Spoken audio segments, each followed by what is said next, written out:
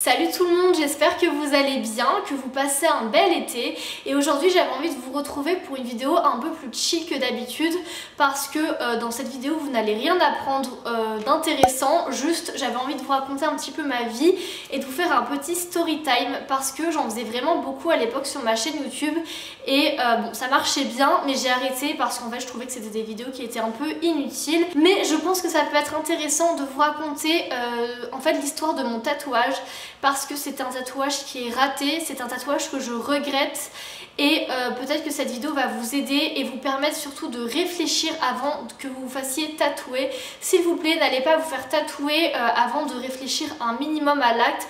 Parce qu'ensuite le tatouage vous allez le garder à vie sur votre corps, donc réfléchissez bien à l'endroit où vous le faites surtout, c'est très important.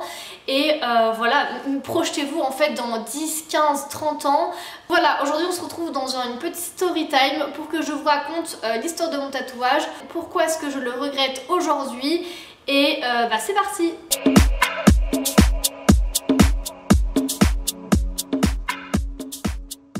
Donc c'est parti, vous allez voir, vous n'allez pas être déçus. Évidemment je vais vous montrer des photos de mon tatouage parce que, petit spoiler, c'est un tatouage qui est sur mon pied gauche et je vais peut-être pas vous montrer mon pied dans la vidéo, mais il y aura un petit close-up pour que vous voyez en fait mon tatouage avant et après et vous allez voir qu'il a bien changé avec le temps. Donc je vais vous raconter où j'ai fait ce tatouage, avec qui, pourquoi et comment on en est arrivé à cette horreur, on peut utiliser ce mot, cette horreur qui est sur mon pied à vie. En janvier 2019, j'avais 21 ans et avec une de mes meilleures copines du lycée, on a décidé de partir une semaine à New York toutes les deux. Voilà, sur un coup de tête, je lui avais envoyé un message quelques semaines avant en lui proposant de partir à New York avec moi parce que de base, je devais partir toute seule là-bas.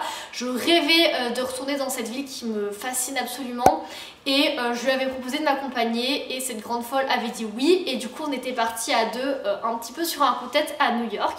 C'était incroyable, franchement, c'était je pense un des meilleurs voyages de ma vie. On a complètement déconnecté, on a visité New York en long, en large et en travers et c'était incroyable. Et le dernier soir, on s'est dit, eh bien tiens, on est à New York tous les deux, on est entre meilleurs potes. Et si pour marquer le coup, on se faisait un tatouage. Et c'est là que les ennuis commencent. Parce que on était à New York, je me souviens, on était au milieu de Times Square, il devait être peut-être 19 h.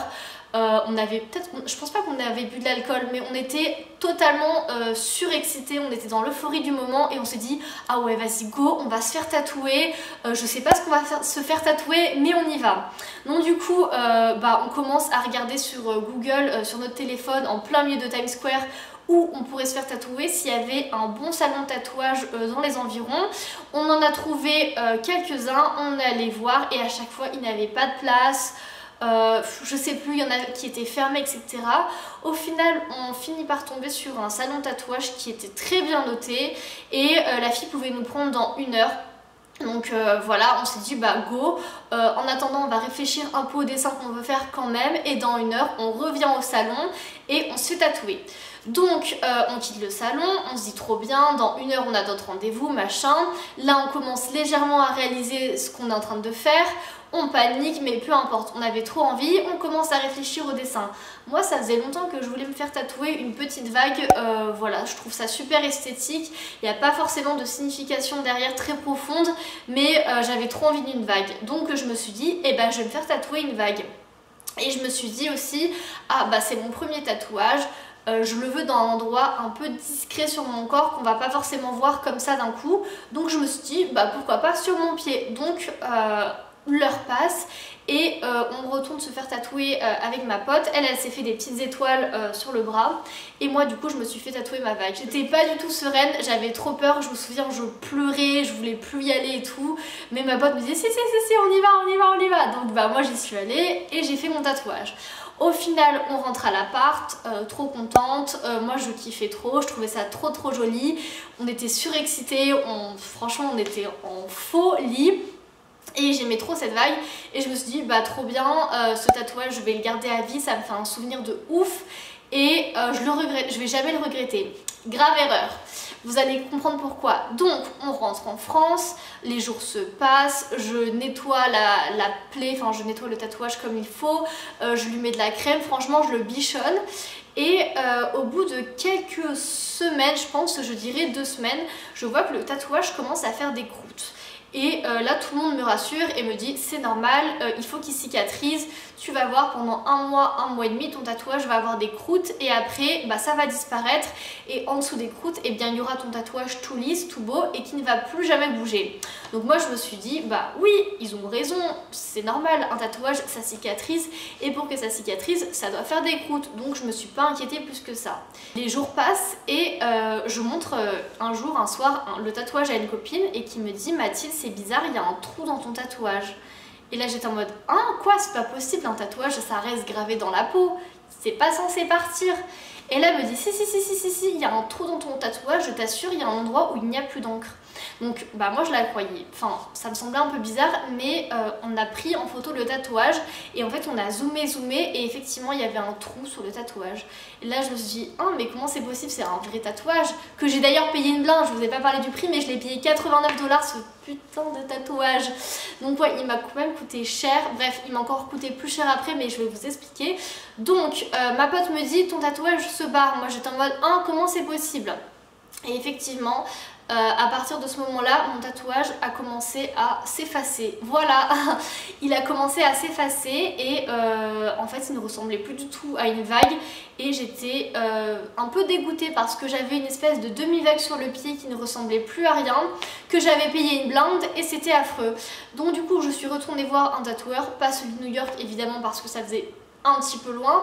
Je suis allée voir un autre très bon tatoueur à Lille qui m'a expliqué que en fait oui j'avais été tatouée avec de l'encre de tatouage, que c'était bel et bien un vrai tatouage mais que en fait mon tatouage avec le frottement de la chaussure, de la chaussette, je sais pas quoi, il commençait à partir et que justement lui il refusait de tatouer les pieds et les mains parce que c'était des endroits qui étaient tout le temps en contact soit avec de l'eau, du tissu etc.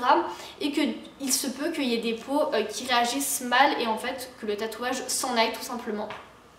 Donc voilà, autant vous dire que j'étais ravie et je me suis dit ah bah super, je vais rester avec une horreur toute ma vie sur mon pied.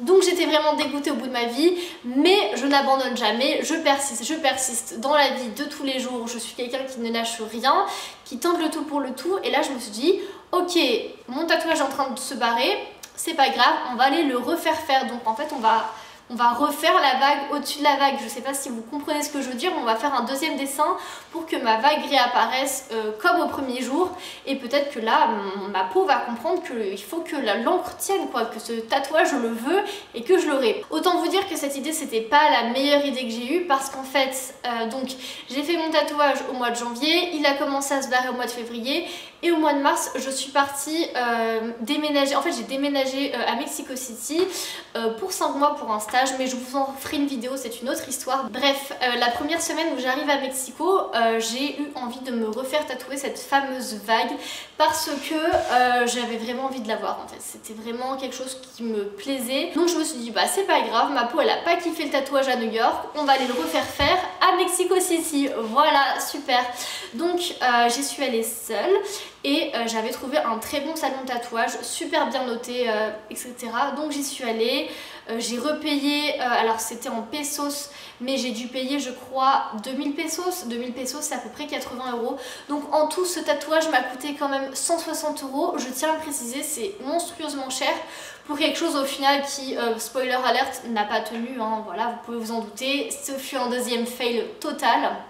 Donc j'arrive au salon de tatouage à Mexico City, le mec me dit c'est bon, on a de la place, t'es sûr de vouloir le faire? Moi je dis oui, allons-y, j'étais plus du tout stressée, j'avais qu'une envie, c'était d'en découdre et d'avoir cette fameuse vague sur mon pied. Donc le mec m'installe, il me tatoue franchement en 30 secondes c'était fait, j'ai pas eu mal plus que ça.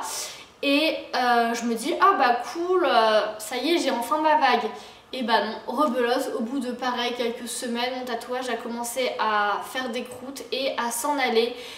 Et me voilà actuellement en août 2020 avec un tatouage qui ressemble de moins en moins à un tatouage parce que j'ai en fait une demi-vague sur le pied. Ma peau n'a pas du tout aimé le tatouage mexicain comme elle n'a pas du tout aimé le tatouage new-yorkais.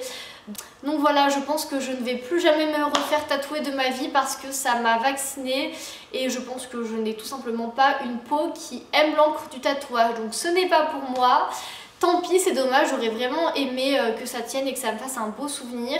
Mais en attendant, j'ai un truc qui ressemble à une demi-vague et je pense que peut-être dans 2-3 ans, je n'aurai plus rien parce que le tatouage continue à disparaître et que bah voilà, tout simplement, il va finir par disparaître entièrement. Donc voilà, tout ça pour vous dire de faire attention avant de vous faire tatouer, réfléchissez bien, c'est pas du tout un acte anodin. Et puis voilà, j'espère que cette vidéo vous a plu. Si oui, n'hésitez pas à mettre un petit pouce en l'air, à vous abonner et on se retrouve très vite pour une prochaine vidéo. Bye!